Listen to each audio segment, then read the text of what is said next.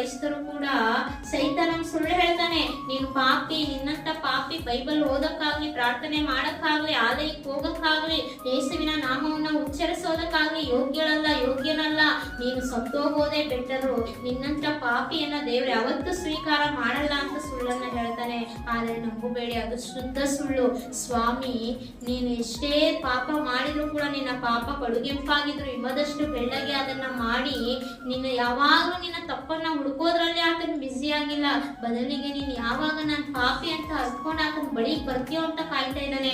ಬಂದ್ರೆ ನಿನ್ನ ಬಾಚಿ ಅಪ್ಪಿ ತಪ್ಕೊಂಡು ನಿನಗಿರುವಂತ ದುರಾವಸ್ಥೆಯನ್ನ ತಪ್ಪಿಸ್ತಾನೆ. ನಿನ್ನ ಪಾಪಗಳನ್ನ ಕ್ಷಮಿಸಿ ನಿನಗೆ ಸಮಸ್ತವನ್ನು ಕೂಡ ಅನುಗ್ರಹ ಮಾಡಿ ಪ್ರೀತಿ ಕೃಪೆಗಳೆಂಬ ಆ ಒಂದು ಕಿರೀಟದಿಂದ ನಿನ್ನನ್ನು ಶೃಂಗರಿಸಿ ನಿನ್ನ ಆಸೆಯನ್ನ ಪೂರೈಸ್ತಾನಂತೆ.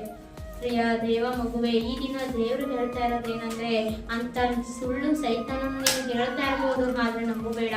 ಸ್ವಾಮಿ ಯಾವತ್ತು ನಿನ್ನ ತಪ್ಪು ಹುಡ್ಕೋನಲ್ಲ, ಆತನ ತಪ್ಪನ್ನ ಕ್ಷಮಿಸ್ತಾನೆ.